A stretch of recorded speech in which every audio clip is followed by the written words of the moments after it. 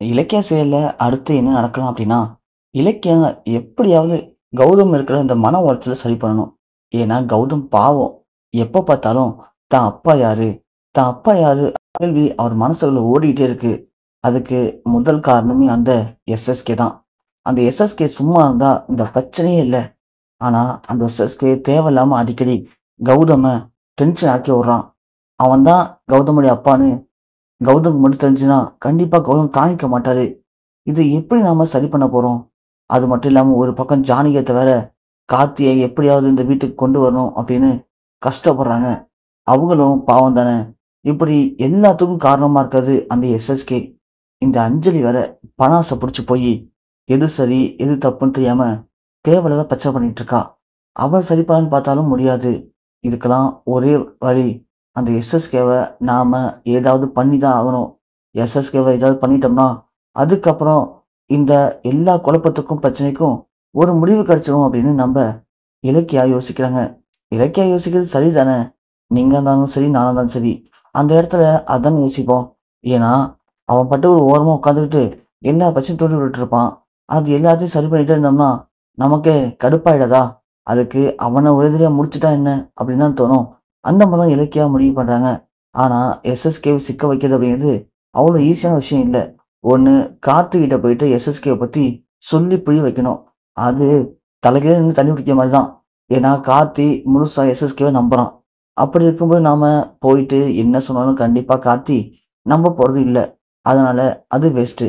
ஆனா, ஒண்ணு எஸ்எஸ்கேவே அவன் வாயால தான் யாரு? எதுக்காக இதெல்லாம் பண்ணிட்டு இருக்கேன்? அப்படின்னு சொல்லணும். சொல்லி அத கார்த்திகிட்ட காட்டி நம்ப வைக்கணும். இது பண்ணா மட்டும் தான் நடக்கும். நாம நெனச்சது. இல்ல அப்படின்னா, அந்த எஸ்எஸ்கேவ ஜெயிலுக்கு அனுப்பணும். எஸ்எஸ்கேவ ஜெயிலுக்கு அனுப்பணும் அப்படின்னா, அதுக்கு நமக்கு ஒரு ஸ்ட்ராங்கான எவிடன்ஸ் தேவ. இதெல்லாம் இருந்தா மட்டும் தான் நம்மளால எஸ்எஸ்கேவ ஒழிச்சு கட்ட முடியும். எஸ்எஸ்கேவ ஒழிச்சு கட்டிட்டோம்னாலே நம்ம குடும்பத்துல பாதி நிம்மதி கிடைச்சிரும் அப்படின்னு இலக்கியா முடிவு பண்றாங்க. இலக்கியா முடிவு பண்றதெல்லாம் ஓகே.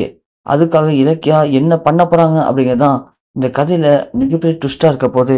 இதுக்கு இடையில இலக்கியா ரேவதி அத்தைய பார்க்கலான்னு சொல்லி வீட்டுக்கு போயிட்டு இருக்காங்க. இங்க ஏற்கனவே பைரவி இருக்காங்க இல்லையா?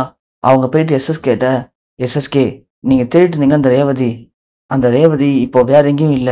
நம்ப இலக்கியா தான் கொண்டாந்து அவங்க அம்மா வீட்ல தங்க வச்சிருக்கா ரேவதிய" அப்படின்னு பைரவி சொன்னதுனால, எஸ்எஸ்கே என்ன பண்றான்? அவனுடைய ஆளுங்க மூலியமா ரேவதிய போட்டு தள்ளுறதுக்கு பிளான் பண்றான். ஏன்னா, ரேவதி தான் அன்னைக்கு ஆபீஸ்ல இவ்ளோ பெரிய வேலைய பார்த்துட்டு இருக்கா.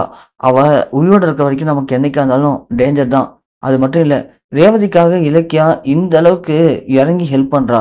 இலக்கியாவுக்கு எல்லா உண்மையும் தெரியும். இலக்கியா கூட சமாளிச்சிடலாம். இந்த ரேவதிய சமாளிக்க முடியல. நாம நினைச்சத விட ரேவதி ரொம்ப கிரிமினலா இருக்கா. அதனால ரேவதிய முடிச்சு விட்ற வேண்டியதான். ரேவதிய முடிச்சு விட்டாலே பாதி பிரச்சனை ஒழிஞ்சிரும்.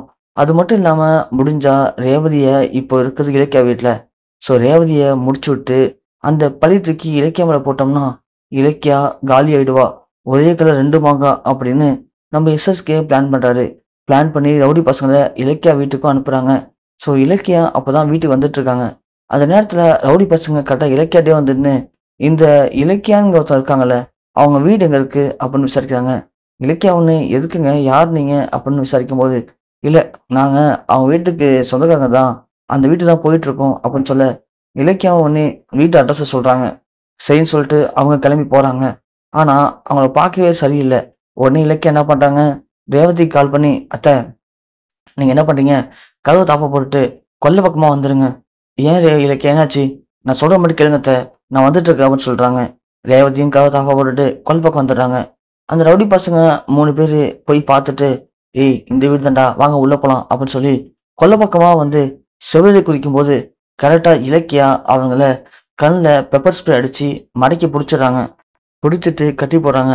அவனுங்க எல்லாருமே, "இங்க பாருங்க, எங்கள விட்டுருங்க. இல்லன்னா தேவையில்லாத பிரச்சனை ஆயிடும். இங்க பாருடா, நீங்க எதுக்கு இங்க வந்திருக்கீங்க? உண்மைய சொல்லுங்க. சொல்லலன்னா நான் இப்பயே போலீஸுக்கு கால் பண்ணிடுவேன். இங்க பாரு, இங்க இருந்து போலீஸ் ஸ்டேஷன் ரொம்ப தூரம் இல்ல. அடுத்த தெருல தான் போலீஸ் ஸ்டேஷனே இருக்கு. கால் பண்ணா அடுத்த 5 நிமிஷம் இங்க வந்து நிப்பாங்க. நான் யார் தெரியல. உண்மைய சொல்லு. எதுக்கு வந்தீங்க நீங்கலாம்? யார்றா நீங்கலாம்?" அப்படின்னு கேட்கும்போது, அந்த ரவுடி பசங்களும் உண்மைய சொல்லிடுறானுங்க. "நாங்க இது மாரி எஸ்எஸ்கே ஆளுங்க தான் மேடம். அவரு தான் வந்து அனுப்பிச்சு அனுப்பி வச்சாரு." "எதுக்குடா உங்கள இங்க அனுப்பி வச்சாரு? என்ன காரணத்துக்கு அனுப்பி வச்சாரு சொல்லுங்கடா அப்படிங்கும்போது வழி இல்லாம இந்த இருக்காங்களே ரேவதி இவங்கள போட்டு தர சொல்லி எங்களை அனுப்பிச்சு வச்சாரு அப்படின்னு சொல்றாங்க. உடனே இலக்கியாவுக்கு சம்மதிச்சு அட பாவி அந்த எஸ்எஸ்கே இதுக்கு மேல உயிர் இருக்கவே கூடாது, அவனுக்கு ஏதாவது ஒன்று பண்ணிதான் ஆகணும் அப்படின்னு இலக்கியா யோசிக்கிறாங்க. சரி இலக்கியா டக்குன்னு யோசிச்சுட்டு நான் சொல்ற மாதிரி நீங்க இப்ப செய்றீங்க, இல்லைன்னா நான் இப்பயே போலீஸுக்கு கால் பண்ணிடுவேன் அப்படின்னு சொல்லி மிரட்டுறாங்க. அவனுங்களும் சரி மேடம் சொல்லுங்க என்ன பண்ணணும், இப்போ நேரம் நீ கால் பண்ணி எஸ்எஸ்கே கால் பண்ணி ரேவதியை போட்டுட்டேன், ஸோ பழைய தூக்கி இலக்கியாவில் போட சொன்னீங்களே அதையும் செஞ்சுட்டேன் சார் அப்படின்னு சொல்லு, அதுக்காக என்ன பேசாதான் தெரிஞ்சுக்கணும் அப்படின்னு சொல்லவும் உடனே அந்த ரவுடியும் கால் பண்ணுறான். கால் பண்ணுறதுக்கு முன்னாடி இலக்கியம் என்ன பண்ணுறாங்க, கார்த்தி கால் பண்ணி கார்த்தி இது மாதிரி அத்தைக்கு ஆக்சிடென்ட் ஆயிடுச்சு, நீ உடனே கிளம்பி இந்த இடத்துக்கு வா, நாம் சேர்ந்து போய் ஹாஸ்பிட்டலில் பார்க்கலாம் அப்படின்னு சொல்லி கார்த்திக்கு ஃபோன் அடிக்கிறாங்க. கார்த்தி ஐயோ அம்மாவுக்கு என்னாச்சுன்னு சொல்லி பதறிட்டு வரான். ஓடி வந்து கரெக்டாக இலக்கிய விட்டு வந்துட்டு இங்கே பாருங்க எங்கள் அம்மா எங்க என்னாச்சு எங்கள் அம்மாவுக்கு, எங்கள் அம்மாவுக்கு ஃபோன் பண்ணால் ஃபோன் போல, ஆமாம் எங்கள் அம்மாவுக்கு ஆக்சிடென்ட் ஆச்சுன்னு சொல்கிறீங்க, ஏன் அப்புறம் எங்கே இருக்கீங்க, எங்கள் அம்மா இங்கே இருக்காங்க அப்படின்னு கார்த்தி கேட்கும்போது கார்த்தி ஒரு நிமிஷம் இரு நான் சொல்கிறத கேளு, இங்கே பாருங்க நான் உங்கள்கிட்ட பேச வரல, எங்கள் அம்மா எங்கே, எங்கள் அம்மாவுக்கு என்னாச்சு அதை மட்டும் சொல்லுங்கள், வேற எதுவும் தேவையில்லாம பேசிட்டு இருக்கானா. ஐயோ கார்த்தி ஒரு நிமிஷம் சொல்கிறத கேளேன் கொஞ்சம் அமைதியாரு அப்படின்னு சொல்லிட்டு அங்கே போகிறாங்க. போயிட்டு அந்த ரவுடி பசங்கள்கிட்ட டேய் சொல்லுங்கள் உங்களை யாரும் இங்கே அமிச்சது, எதுக்கு அமிச்சாங்க அப்படின்னு கேட்கவும் அவனுங்க சொல்கிறானுங்க. உடனே கார்த்தி என்ன அடுத்த பிளான் ரெடி ஆகிட்டீங்களா, இந்த பிளானை வச்சு எஸ்எஸ்கே அங்கிளை நீங்கள் வெளில காட்டணும், அதுக்காக தான் நீங்கள் வர சொன்னீங்களா, அப்போ எங்கள் அம்மாவுக்கு ஆக்சிடென்ட்னு சொன்னதெல்லாம் போய் தானா அப்படின்னு சொல்லவும் இலக்கியா ஒன்று ஐயோ கார்த்தி ஏன் கார்த்தி நடக்க எல்லாத்தையும் தப்பாகவே புரிஞ்சுக்க நீனு, இங்கே பாருங்க உங்களை பற்றி தெளிவாக புரிஞ்சுக்கிட்டேன், இதுக்கு மேலே நீங்கள் என்ன சொன்னாலும் அதை நம்புறதுக்கு நான் தயாராக இல்லை, வேணா விட்டுருங்க நான் கிளம்புறேன் அப்படின்னு சொல்லும்போது ஐயோ கார்த்தி எனக்காக கடைசியாக ஒரு வாய்ப்பு கொடு ஒரே செய்கிறேன், இங்கே பாருங்க நான் சொன்ன மாதிரி செய்யலை அப்படின்னா போலீஸில் நான் பிடிச்சி கொடுத்தேன்னு சொல்லிட்டேன், கால் பண்ணுங்க அப்படின்னு சொல்லவும் அந்த கூட்டத்தில் ஒருத்தவங்க கால் பண்ணுறான். ஹலோ சார் நான் எஸ்எஸ்கே சார் தானே, ஆமாண்டா சொல்கிறா காளி என்னாச்சு, நான் சொன்ன காரியம் முடிஞ்சிச்சா, சார் நீங்கள் சொல்லி நான் முடிக்காமல் இருப்பேனா, முடிச்சு சார், டேய் காளி உண்மைதான் சொல்கிற, ஆமாம் சார் முடிச்சு சார், அந்த ரேவதி செத்துட்டால, சார் செத்துட்டாங்க சார், சரி சரி இப்போ நீ என்ன பண்ணுற, அதே வீட்டில் ஒரு ரூம் இருக்கும் அந்த ரூமுக்கு போ, அங்கே இலக்கியா இருப்பா, இலக்கியாவுடைய ஃபோட்டோ அனுப்புகிறேன், அவளுடைய ஃபோட்டோ பார்த்துக்கோ, அந்த ரூமில் அவள் ஃபோட்டோ மாட்டியிருக்கோம், அந்த ரூமில் போயிட்டு அவளுடைய திங்ஸ் என்ன கொண்டு வந்து ரேவதி கிட்ட வச்சுட்டு வந்துரு, ஏன்னா அப்போ தான் ரேவதியை இலக்கியா தான் கொல்லுன மாதிரி இருக்கணும் புரியுதா. சார் ஏன் சார் இவ்வளோ தூரம் நீங்கள் பிளான் பண்ணுறீங்க, என்னாச்சு, டேய் காளி நான் சொல்கிறது கேளுடா, அந்த இலக்கியா நான் நினைக்கிற மாதிரி சாதாரணம் இல்லைடா, நான் எவ்வளோ பெரிய ஆள், ஆனால் அவள் எனக்கே தண்ணி காட்டிட்டு இருக்காடா, அந்த இலக்கிய கதையை முடிக்கணும், அதுக்காக தான் இவ்வளோ பிளான் பண்ணிட்டு இருக்கேன் புரியுதா, நீ என்ன பண்ணுற இப்போ நான் சொன்னது செஞ்சிரு அப்படின்னு சொல்லிட்டு எஸ்எஸ்கே ஃபோன் வச்சிடறான்.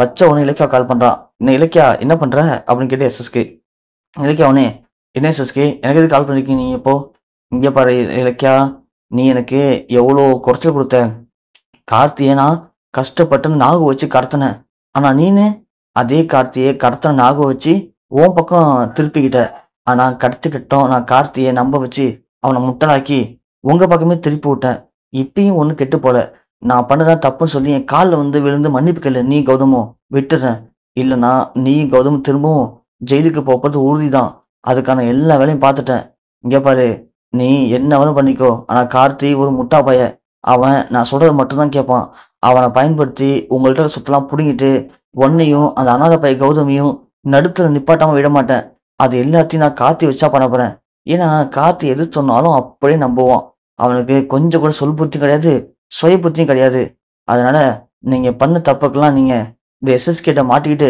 என்ன பாடுபட போறன்னு மட்டும் பாரு, அது மட்டும் இல்லை நீ ஜெயிலுக்கு போகிறதுக்கு கொஞ்சம் ரெடியாக இருமா அப்படின்னு சொல்லிட்டு எஸ்எஸ்கே ஃபோன் வச்சிடறான்.